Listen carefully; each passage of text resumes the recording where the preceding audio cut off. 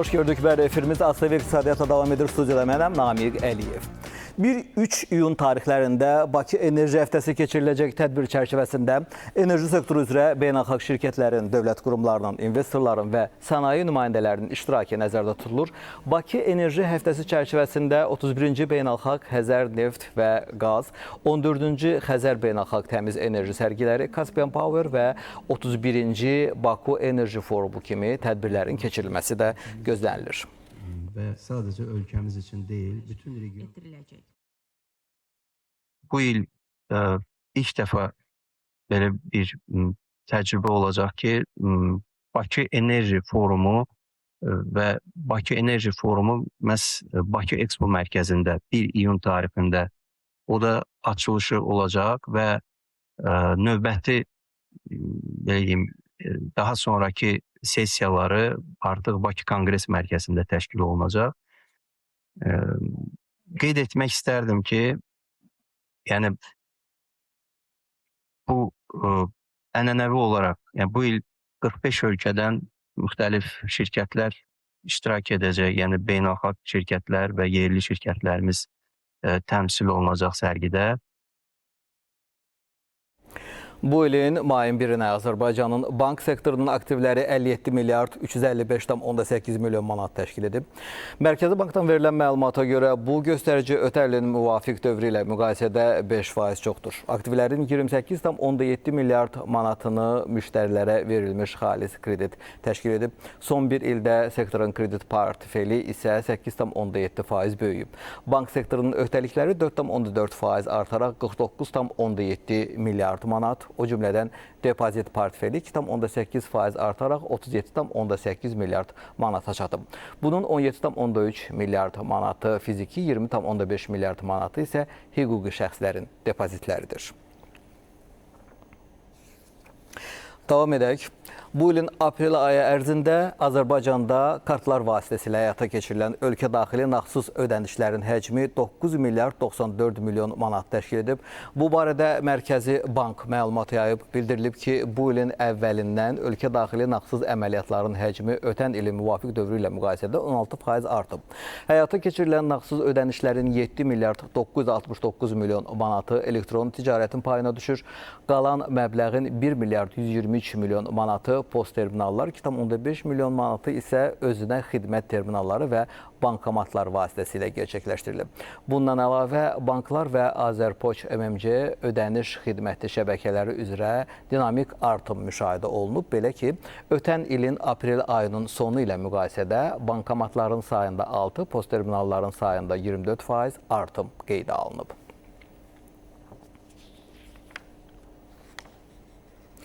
Banklar və Azərpoç MMC sistemləri üzrə aprel ayının sonunda dövriyyədə olan ödəniş kartlarının sayı ötən aya nəzərən 108 min ədəd artaraq 22 milyon 518 min ədəd təşkil edib ki, bu da ötən illə müqayisədə 9% artım deməkdir. Mərkəzi Bankdan verilən məlumata əsasən ödəniş kartları içərisində debet kartlarının sayı 11% artıb. Qeyd edək ki, bu ilin 4 ayında ölkədə fəaliyyət göstərən banklar 438,5 milyon manat dəyərində xalis mənfəət əldə ediblər, 104,2 milyon manat məbləğində vergi ödəyiblər.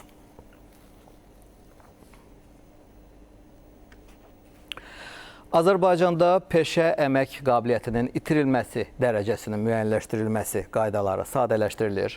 Bu, Nazirlər Kabinetinin təsdiqlədiyi əlilliyin qiymətləndirilməsi və istehsalatda bədbəxt hadisələr və peşə xəstəlikləri nəticəsində zərər çəkmiş sığorta olunanın peşə əmək qabiliyyətinin itirilməsi dərəcəsinin müəyyən edilməsi qaydalarında öz əksini tapır.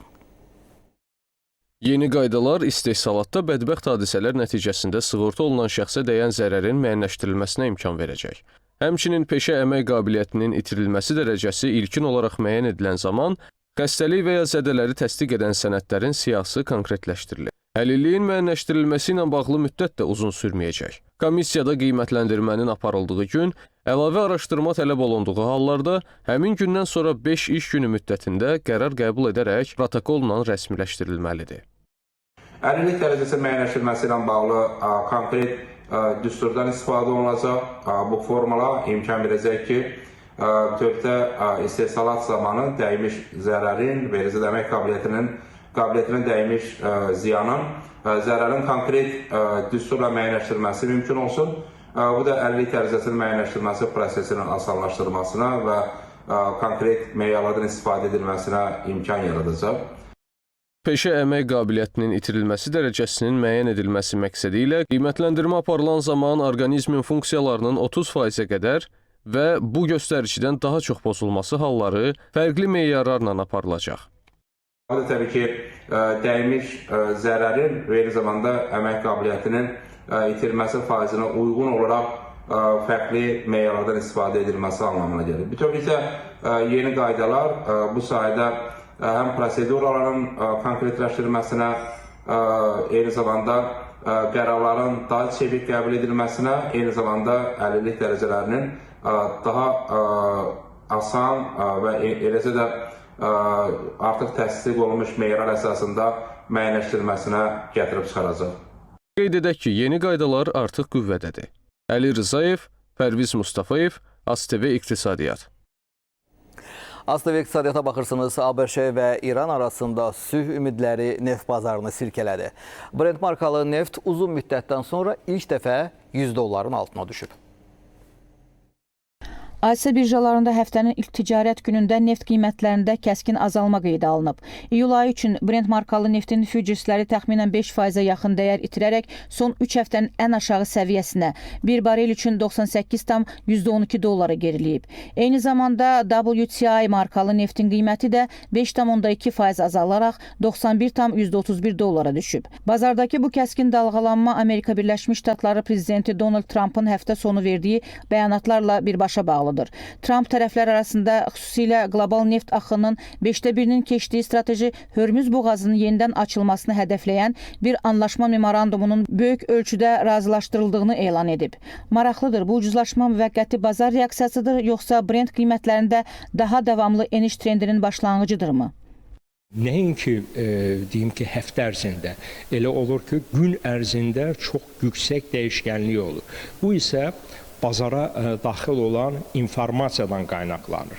Çünki indi neftin qiymətinin azalması bütün bazar iştirakçıları ona köklənib ki, Vaşinqtondan verilən pozitiv xəbərlər var. Yəni İranla nəhayət ki, bir sənəd imzalanacaq. İndi onu sülh sənədi deyək, digəri olsun və bunun nəticəsində faktiki olaraq mart ayının əvvəlindən bağlanmış Hörmüz boğazı və onun gələcəyi və buradakı gəmilərin maneəsiz hərəkəti üçün razılıq əldə ediləcək. Lakin rəsmi Tehranın dövlət mediası bu iddiaları təkzib edərək sazişin hələ tam hazır olmadığını bildirib. Bunun ardınca Trump da tələsmədiklərini və rəsmi sənəd imzalanana qədər İrana qarşı dəniz blokadasının davam edəcəyini vurğulayıb. Ümumilikdə 2026-cı ili bahalı neft qiyməti kimi bizim yaddaşımızda və enerji tariximizdə qala bilər. Hansı ki 2022-ci ildən sonra ilk dəfə deyərdim ki, bax, bu qiymətlər bazarda bərqərar olacaq. Eyni ilə də qaz bazarındadır. Qış şimal yarımkürəsində nisbətən sərt keçdi. Ehtiyatlardan daha çox demək istifadə edildi və yay aylarında həmən ehtiyatların bərpası üçün bazara əlavə təzyiqlər edilir və bunun nəticəsidir ki, biz Avropa bazarında may ayında $600 ətrafında ticarəti görürük. Tərəflər arasında İranın nüvə fəaliyyəti və zənginləşdirilmiş uran ehtiyatları kimi strateji mövzularda ciddi fikir ayrılıqları qalsa da, investorlar böyük bir tədarük böhranının qarşısının alına biləcəyinə inanaraq neft satışını sürətləndiriblər. Digər tərəfdən Hörmüz boğazında hərəkətin hələ də məhdud olması qiymətlərin daha kəskin şəkildə ucuzlaşmasının qarşısının alan əsas amil kimi qalmaqdadır. Elnura Hüseynli, Namiq Əliyev, Ramilə İsayeva, ASTV İqtisadiyyat. Valyuta bazarında dollar əsas valyutalar qarşısında zəifləyir, avro və funt dollar qarşısında bahalaşır, dollar lirə və rubl qarşısında cüzi möhkəmlənmədə qeydə alınıb, yuan qarşısında isə ucuzlaşma var. Manatın məzənnəsində isə dollar sabit qalır, avro və yuan bahalaşıb, rubl isə bir qədər ucuzlaşıb. Gəlin qrafik təsvirə nəzər salaq. Bəli, qrafik təsvirdən də görürük ki, avro və funt dollar qarşısında möhkəmlənib. Dollar isə bu hər iki valyuta qarşısında dəyər itirib və avro-dollar cütlüyü 1.16 səviyyədə qərarlaşıb. Funt sterling dollar 1.35 səviyyədə qərarlaşma var. Dollar Türk lirəsi qarşısında möhkəmlənib və 45.72 səviyyəsində qərarlaşıb. Dollar rubl qarşısında da möhkəmlənib 0,23% və 71.70 səviyyəsində qərarlaşıb.